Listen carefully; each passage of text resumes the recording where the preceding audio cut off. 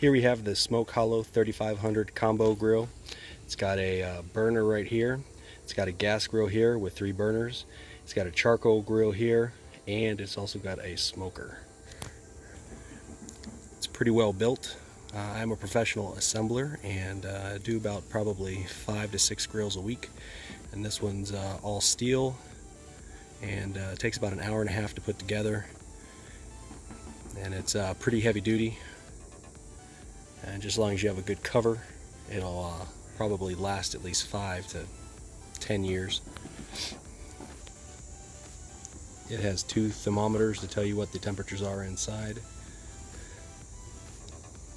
Has an access chamber on the side, metal storage grate on the bottom, and it has pretty heavy duty casters to get around. Has a spring loaded cap on top to let the smoke come out, air vent,